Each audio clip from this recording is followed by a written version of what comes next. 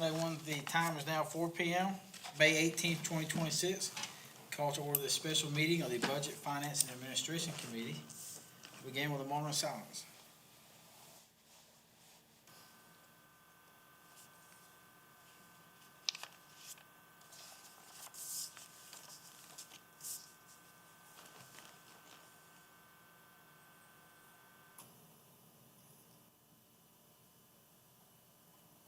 Mr. James, would you pray for us? Sure, let's pray. Father, we do thank you for the day, and Lord, as we meet together this evening to look at this budget and discuss these items, Lord, we just ask for wisdom. Lord, pray that you'd help us to be good stewards of the taxpayers' money, and Lord, that you just guide us in the directions that we need to go. Lord, as always, we thank you for your grace and your mercy, and just ask you to bless this time. All this we ask in Christ's name. Amen. Amen. Mr. Kevin Robinson, would you lead us in the pledge? Pledge allegiance To the flag of the United States of America and to the republic for which it stands, one nation, under God, indivisible, with liberty and justice for all. Next, we have approval of May 5th, 2026 regular meeting minutes. So moved. Second. Motion second, any changes? There none, all in favor? Aye. Our next one, only item is discussion for fiscal year 26-27 budget discussion and review. With this, I'll turn it over to Mr. Jones. Thank you, Mr. Chairman. Council, thank you for being here today. And we're going to go through a lot here in our budget presentation overview. Some of the key points I want to touch on: goals and accomplishments, financial challenges that we have faced, budget summary and projections, and considerations and discussion. So our goals with this budget has been to, number one, provide a balanced budget, financial clarity, projections based on market data and trends, restore best practices, and rebuild a healthy county fund balance. Some of our accomplishments, and I want to thank, while we got them in the room here at the moment, so we got Kevin Robinson, who's our assessor and soon-to-be financial director. He's done an incredible job stepping up and bringing a lot of his skills from the assessor's office, but also to help us with all the financial difficulties that we faced here. So he's doing a great job. We got Sally Lowry back here, who is technically a finance auditor in our finance department. Sally is my go-to person, though, for any question I have in the budget or anything that we've done in the county. Sally can find me that data, that information. And Amber Turner actually recently came back over to our finance department. Amber's doing an incredible job. She used to be in our finance department. She was in procurement for a while, and but she is back with us over there. And so she actually has helped in the past with assembling the budget books and the whole process. And so these are some key people that I brought back in. One of the things, as we've been going through this with personnel changes internally, we've been looking at strengths and weaknesses, and I've been trying to assemble that dream team, those best people with those best skills to come in and help us. And so that's what we're doing. Communication, as we've talked about before, there were some time ago, there were silos in this county, where departments weren't talking, people across the hall were not talking to each other. I think we've broken that down, at this point, because we've had finance meetings on a whole scale, on different levels. We've got this team in the finance department, but then we've also had meetings with, our treasurer, our auditor, all of those other key offices to ensure that what we're doing is going to implement sound policy moving forward.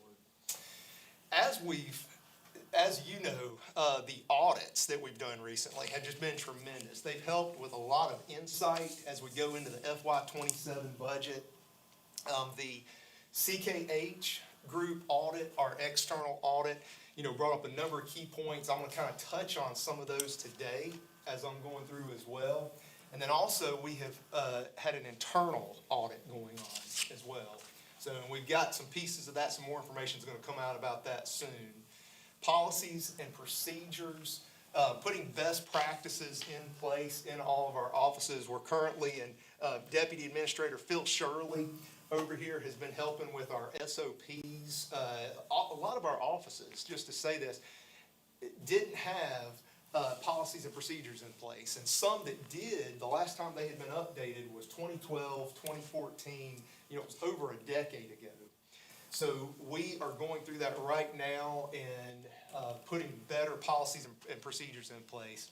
Efficiencies and cost savings, the insurance has been a major undertaking, to say the least. I mean, everything that's gone on with that, we're gonna see long-term savings from that. And I'm gonna talk about that some more in a minute. And then assessments and restructuring internally. So some of our financial challenges, as you're aware, the deficit spending has become a problem, but if we go back and we look at why that became a problem, county council, and if you look at your budget book from FY 26, the numbers, you got numbers in there that aren't real numbers. They say actual, but they're not actual, so the actuals weren't actual, if that makes sense. Part of what we've been doing is trying to, and what's taking a lot of time, we've got to continue, we've got to get our budget passed, number one, and we got to keep doing more. I've said that a couple times though, because the point of that is we're trying to get so much done as fast as we can, address so many of these issues, because it's hard to make financial long-term decisions if you don't have real information. So that's what we're trying to do. As I mentioned, setting that new policies, procedures, and best practices, Amber specifically has helped tremendously with the reconciliation process. Council knows that the reconciliation was not done. I believe it stopped in July of 2025. It has been a task to try to get that current and get that caught up. Amber is also helping us with that tremendously. And then going back, communication. I know I've had some feedback from council members on the budget workshops that we've had.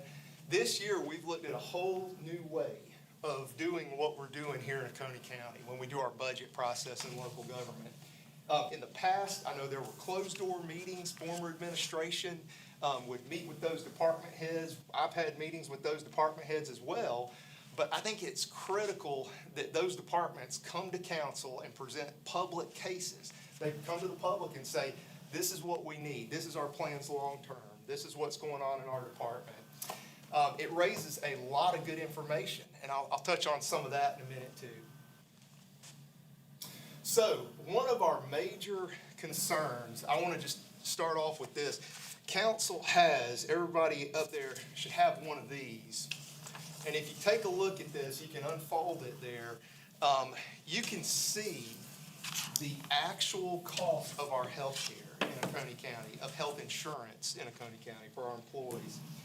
The reason this is such a critical thing, and if you look at that screen there, you can see that is a budget, our FY 26-27 budget. What we've done there is we've showed you what council actually was seeing on that health insurance line item. The sheriff's office is one of our biggest departments, of course, and it's the biggest department. And so I wanted to just show you the effect, and when I say that council wasn't seeing actual numbers, this is what I'm talking about. You look back let's look at FY 2025 on there, for example.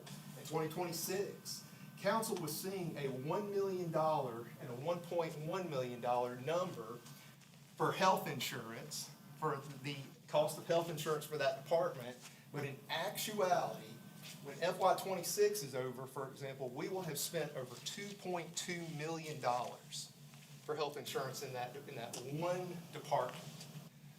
That skews our numbers. Yes, sir. So I just want to say this, so everybody understands. We sit up here and get ready to pass a budget, and we look at past numbers and actuals. The numbers we was given was false numbers when you pull out the true actuals. So at fiscal year 25, we was told the actual is $1 million or over. The true actual was $1 million greater than that, $2 million. The year prior, we was told the actual, this is for one department, we was told actuals to prepare budget was 1,150,000. It was actually nearly 1.8 million. So we're passing budgets that honestly meant nothing because the data we was given was incorrect. Thank you. Yes, sir, Mr. Chairman.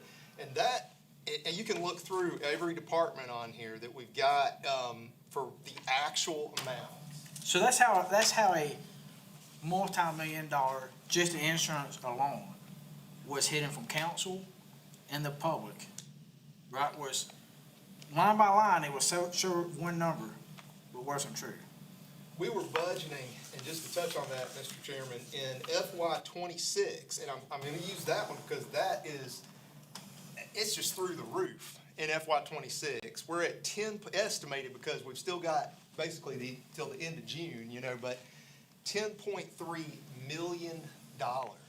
And we budgeted, I believe, $5.4 million for health insurance. Now, those numbers, where was that coming from? It was coming from other areas of the budget. There's other departments that funding was coming from, and so it's hidden in there, okay?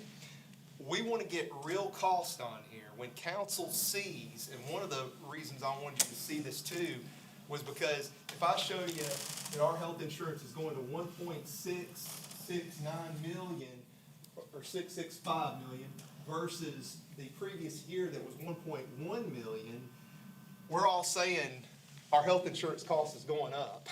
But that's not the true story. That's not really what's happening here. So this sheet has a lot of great information. It shows you kind of where we went completely just through the roof with our health insurance costs. In all reality, we've traced it back to around 2014, where that started to go in the red. $250,000 in 2014 with the health insurance. Was it the same practice going back to 2014 of masking it and hiding it? That, for the most part, yes, sir, Mr. Chairman. There was maybe 1 year after, or 2 years after 2014, where it leveled out, it equalized, so it was neutral. But yeah, it was masked in other ways is what they did. And I don't know why that was done that way, but I know how we can fix it, so. So that's got some great information for you to take with you, on this as we go forward. Let's see here. Go to our next slide. Mr. Jones, I have a question. Yes, sir. Do we know, you're pointing out just one department. Do we know, have you been able to put together a list of, and know how many departments that were in that same situation, that we were looking at numbers that weren't correct? Yes, sir, Mr. Mize. Just a total number, I mean. Yes, yeah, it was across the entire county. Yeah, it was every department in county government. And that sheet, if you fold it out there, you can see all of those departments there and the associated cost with it. It was across the board. So basically, we were looking at a shell game, is what it was. You were looking at a shell game. Council was seeing, and as a former county council member, I realize when I'm looking at this budget that's worked on internally, and you should be confident that those numbers are as close to factual and actual as possible, if not right on the money. And so I realize there's estimations and this kind of thing, but this is when you got over $1 million difference, that's not just an estimation issue. They're cooking the books. That's to deliberate. be honest. So at what point does this become criminal? Right, I mean, you're cooking the books, you're passing a fake budget on to the public, to county council. It's fraudulent at the least, right? I mean, because you're representing numbers that aren't true. And the governing body's taking action off numbers that's intentionally not true. I don't understand why they did what they did, and then secondly,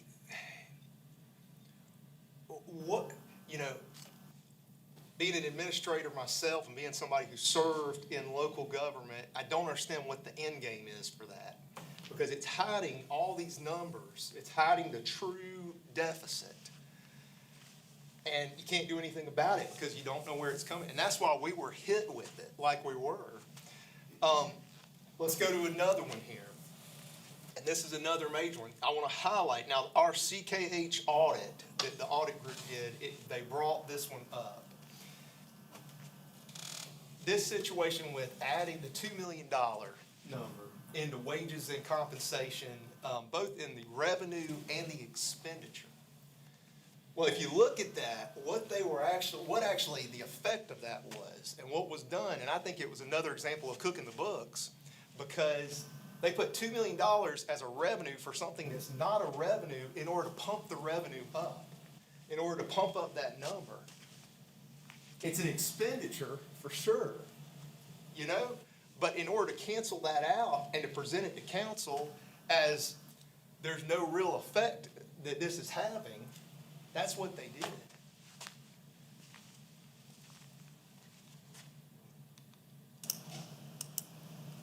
Let's go back one more.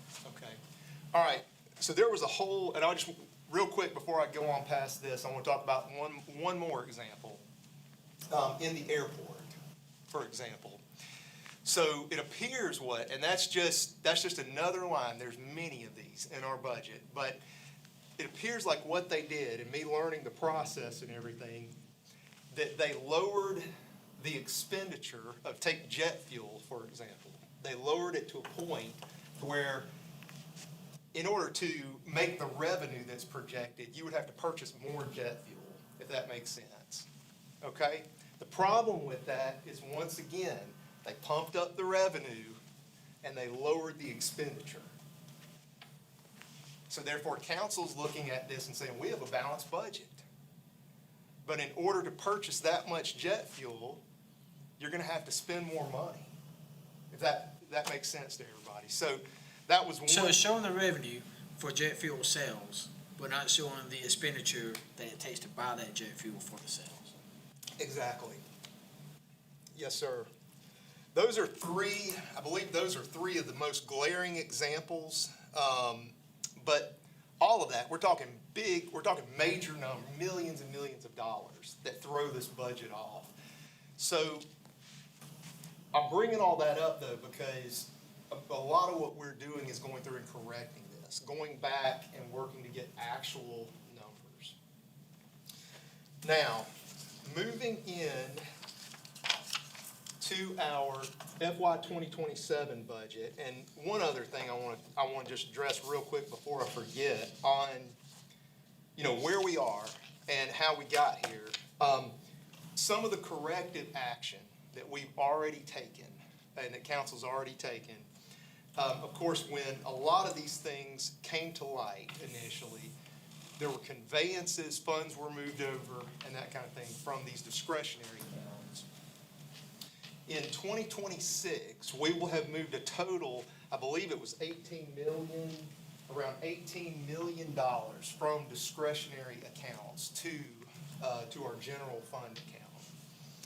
Those funds, if you look back though, portion of those funds, years ago, council focused on capital improvements and special revenue and would move those funds over, which is a good use of funds, when you can designate those. So what we've done so far and where we are right this second, we're actually in a surplus of around $4 million. The main goal with that, and I'll just say this publicly, the county has roughly 19 months at this point right now to get our bond rating, for our bond rating purposes, to get to stay in the positive with our bond rating. And so that's why we have, that's why we got to act as quickly as possible in a lot of these decisions we're making here today. Council made the decisions with the budget amendment, and everything we've done with that to get us on the right footing. So we're starting with a $4 million surplus in the general fund unassigned right now. And that's great. We've also addressed the health insurance, which I'm going to talk about that more in a minute, but that's going to produce, a savings long-term for us. So let's talk a little bit about, and Jennifer, when I'm pointing this thing, am I pointing it over? That's it. Okay, there we go. All right, so projected revenues right now, we're seeing, about normal. I've got some parts to our budget that we're working in right now on everything. And if anybody on council has questions as we're going along, please stop me here. We, of course, are readdressing, the fees and all those kind of things in our budget book. So all that, council will have all that very soon as well to look through. There's a number of those that are changing. Let's go. See, there we go. All right, expenditures, as I said earlier, our biggest expenditure in the county is public safety. 45% is public safety. You can look through, this is just basically an assessment of where we are right now and projecting for FY '27 where we're gonna be.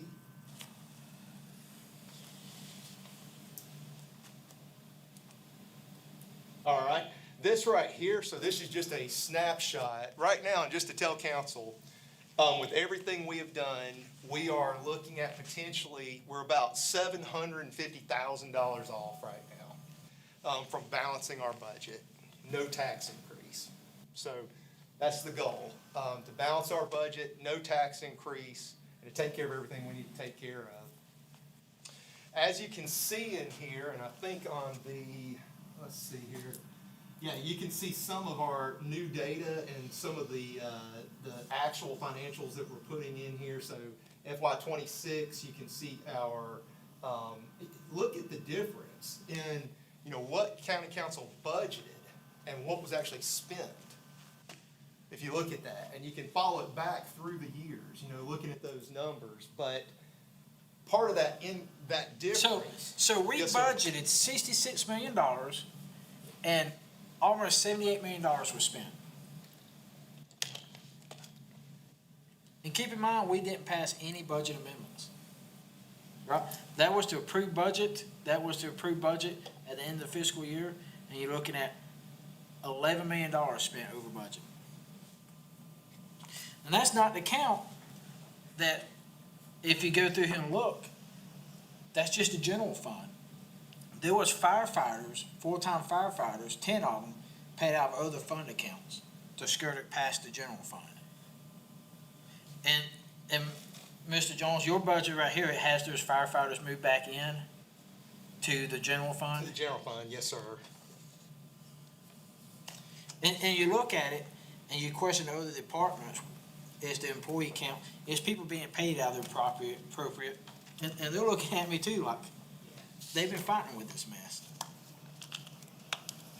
Yeah, one other number I just wanted to throw out to you that I forgot about earlier. This is fraudulent, right?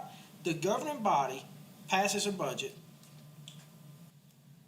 for $66,300,000, and without the governing body's approval, pretty much $78 million was spent, which is bankrupting the county, which is screwing the taxpayers. Which means unless something's figured out, I don't know if that COLA is in there, it's in parentheses, is that in there, or is that just saying what it would cost? Was no longer COLA, That is saying what it would be if we did not implement the COLA. so I don't see how we do a COLA, let alone trying to keep everybody employed. Right, without having layoffs when you're overspending by that much money.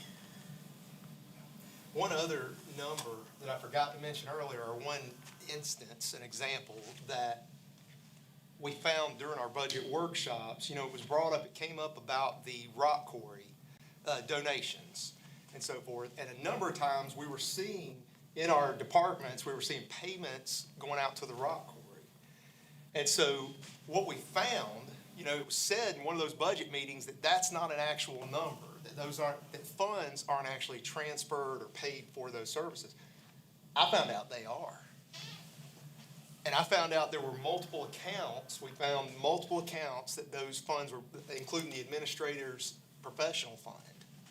So when the county was donating that rock, and I'll be honest with you, almost everybody I know here thought that that was a true donation. They thought that when we were donating, the county owns the rock quarry, so we had the ability to actually not pay anything for it. We were paying for it. So the enterprise fund is essentially being propped up by tax dollars. And tax dollars aren't supposed to go to an enterprise fund. And so Wayne McCall's been telling me for years that the rock quarry wasn't as profitable. There was a shell game. How much are we talking about there? From what I can tell, it's around $250,000 a year so far. That's my best estimate right now.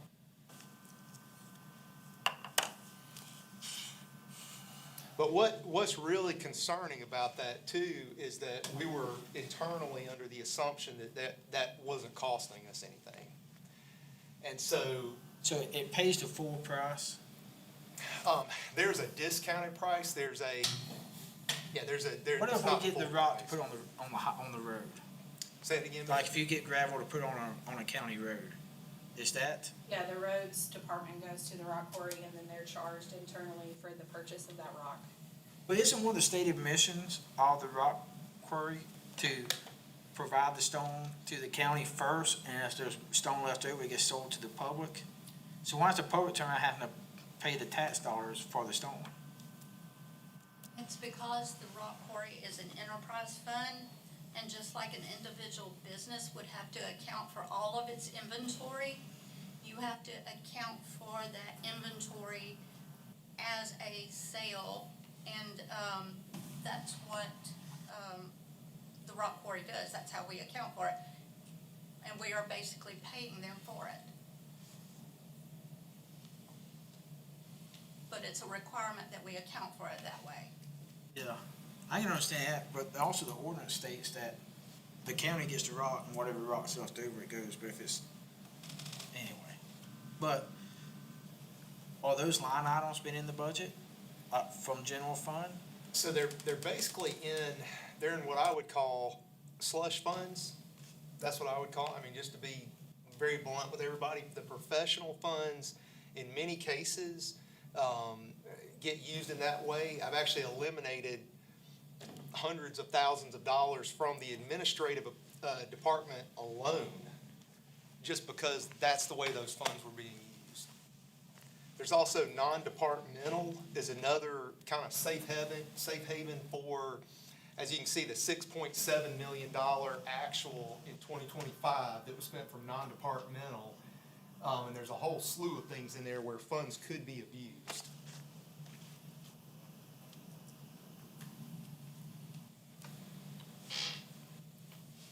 All right, so some of the things that we're looking at doing that we have, when we've gone through our budget process, have really looked at. We looked at initially a 2.8% COLA increase, cost of living adjustment. That would total about $1.1 million for that COLA adjustment. Roads and bridges has been an area of focus. I want to mention to council where we've got to get more competitive, of course. And keeping good people in that department is going to take more. So I want to put that on our radar. Designated accounts. As we've been going through and trying to organize our structure, our financial structure, and how we operate, we've created a new 280 fund, and the sole purpose of that fund is to rebuild our reserve fund balance. And so that's a major part of this budget. Now, we're also looking at putting with our insurance, and I don't know if I mentioned this earlier, but our insurance, the run-out cost from getting out of our previous insurance, there's a cost associated with that, of course. And so this year, that's going to eat into our savings to a certain amount. I could throw out some estimates on that. I've got a ballpark idea, so we're putting those funds in that 280 account for now to cover those run-out costs. Once we get past that, we should see the full benefits. And just to tell you, that estimate, I mean, it looks anywhere from 1.2 million to potentially as high as $2 million is the run-out cost, getting out of our old health insurance plan. How far into the year until that's done, we think? That's 18 months, the run-out. So it'll actually go, when we get to,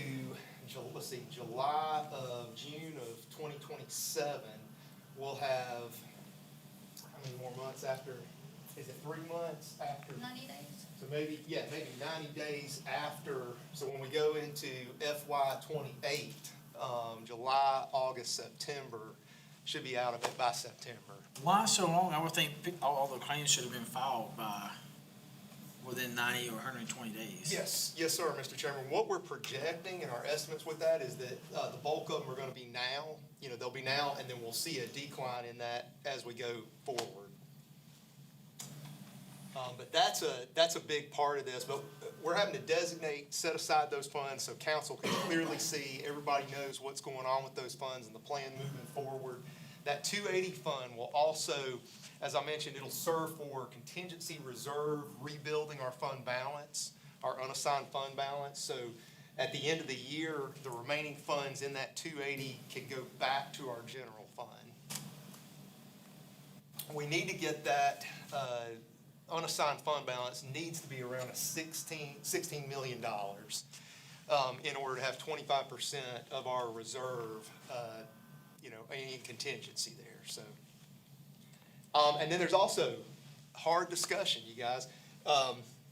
Very recently, and as we're going through this, to tell you the effect that the team's having here and that everybody's having working on these numbers, 2 weeks ago, these numbers were it was a $10 million difference, essentially. $10 million difference. And so now, as I mentioned earlier, we're around a $750,000 difference between the two. We got to figure out how to do that. But we've had some very tough discussions internally, about consolidation, about downsizing potentially.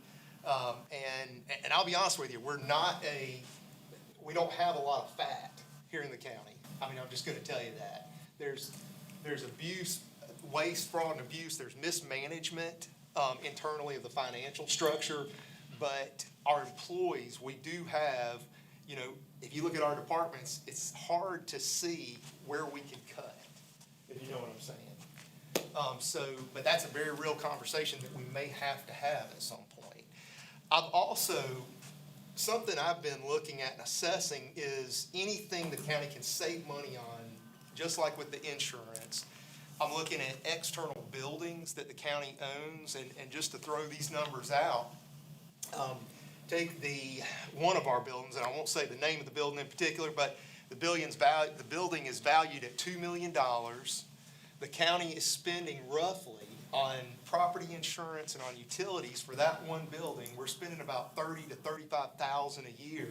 Some years it's been more. That's about an average, $30,000 to $35,000, and that's just one of them. There's other properties that the county owns that we may either liquidate, we could offload them. In some cases, we could figure out something different to do with it.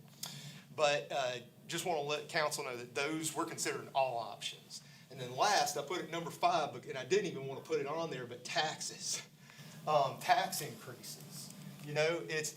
I don't want to ever get to that point where we have to ever increase taxes. And so if we can be smart about this, if we can project and plan here and really be careful about what we're doing with the growth, I don't think we would ever have to raise taxes. But that's a real possibility, especially when we were looking at a $10 million difference in everything. And then last, I just left it open for discussion. Any questions from council on anything?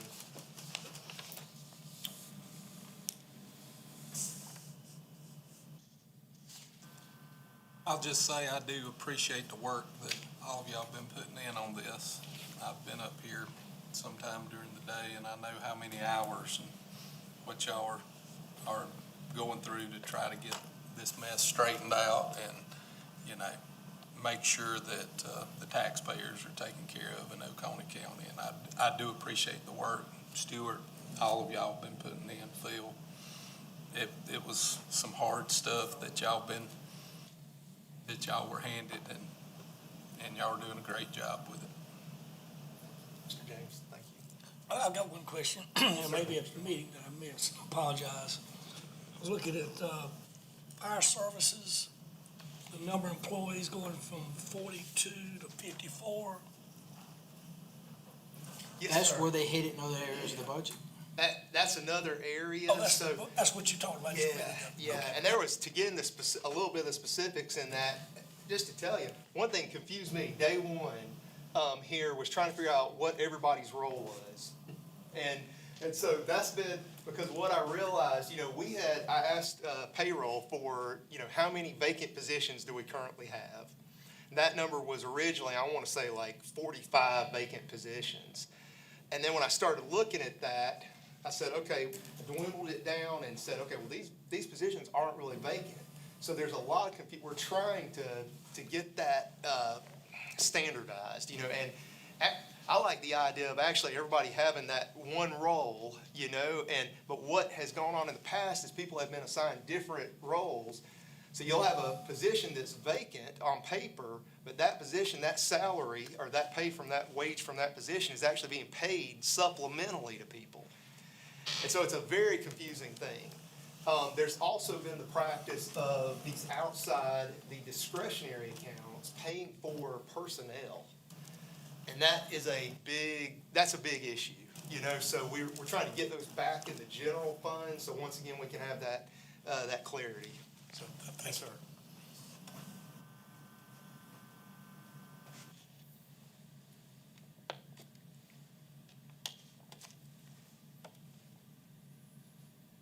One other thing I want to mention to council, this year we've had a focus on budgeting dollars, not necessarily focusing on the millage as much. Ultimately, we're seeing a lot of local governments that are doing that, but ultimately we will calculate the millage, but we're thinking about everything in terms of dollars right now. That's so much simpler to do, and so I think that's the most clearest way to do it.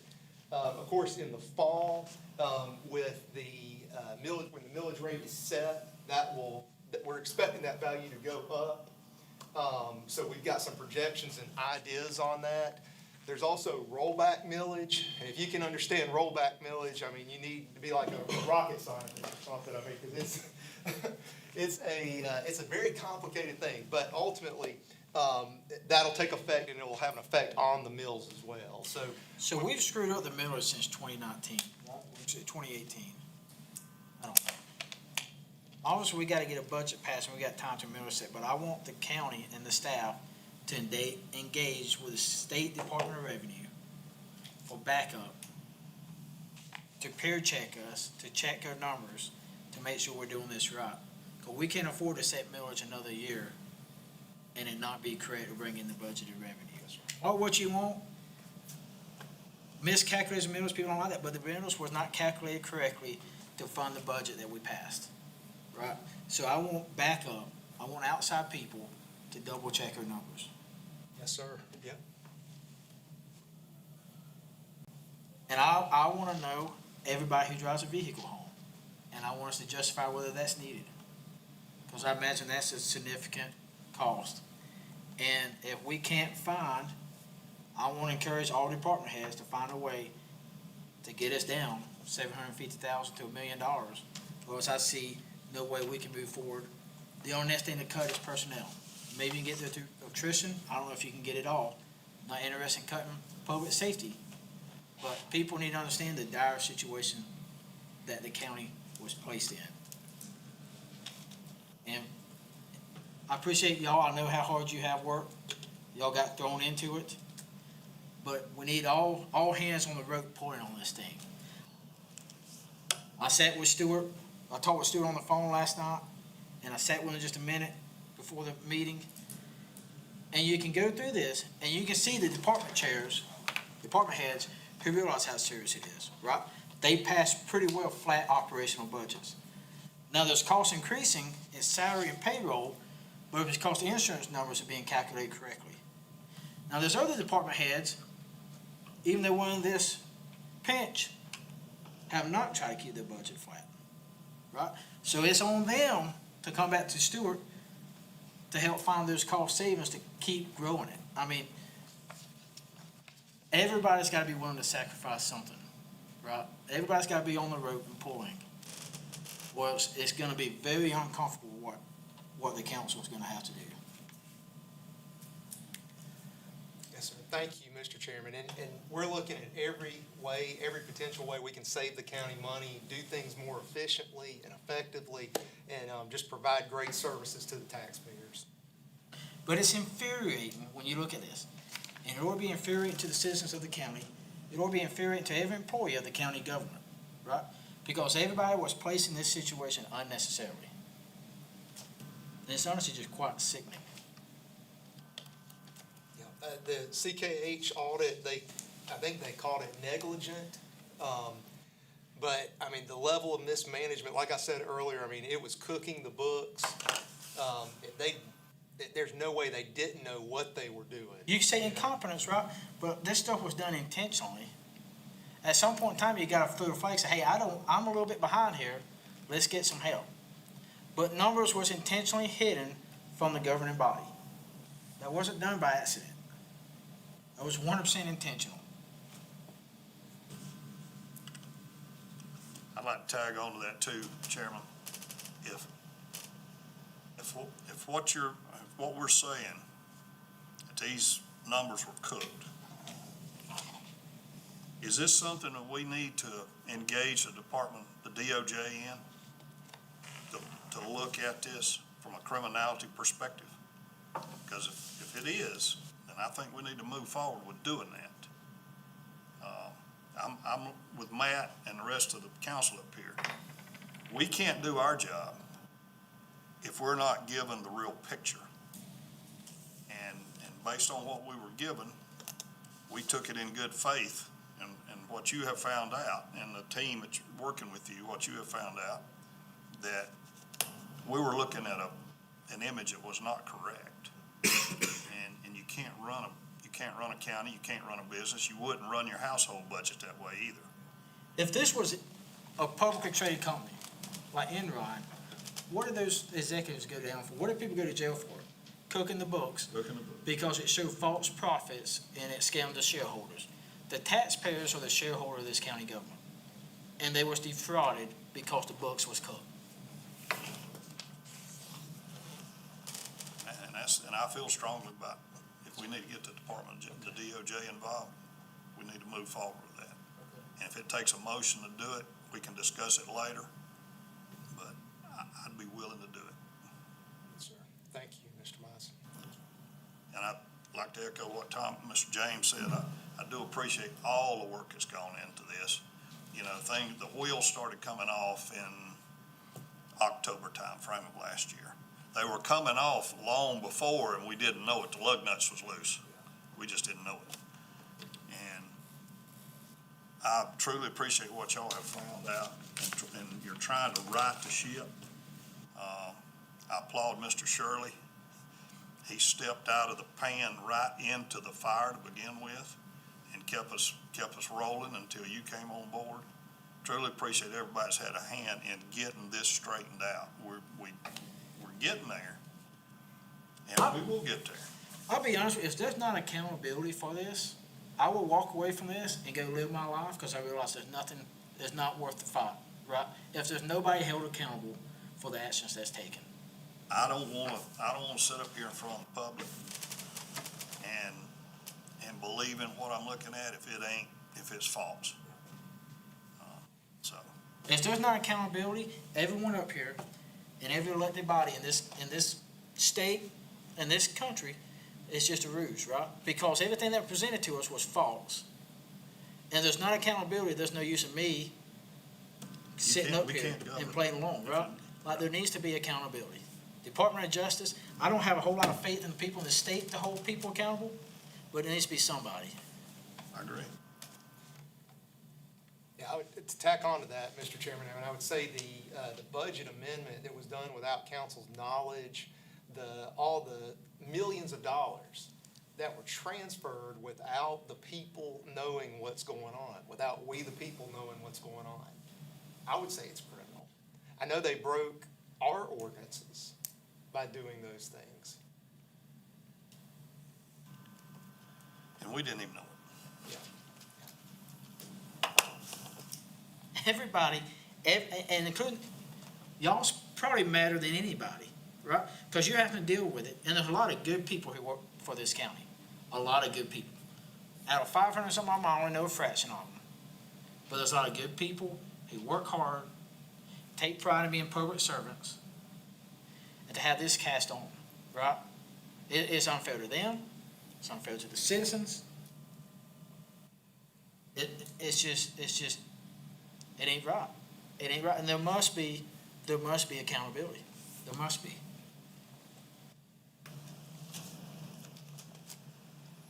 Because you got people who work here every day, who make a paycheck, who live in a community. Most employees is from here, right? And right now, that's in jeopardy. It's in jeopardy, right? It's in jeopardy, and the burden's on the taxpayers too. So I encourage the department heads, I'm sure they listen to meetings, to work hard to find the ways to save the money. Because we know there's waste in every organization. We found millions of dollars of blatant waste. In every department, a few $1,000s here or there adds up to make a difference. We have an organization of 550 employees.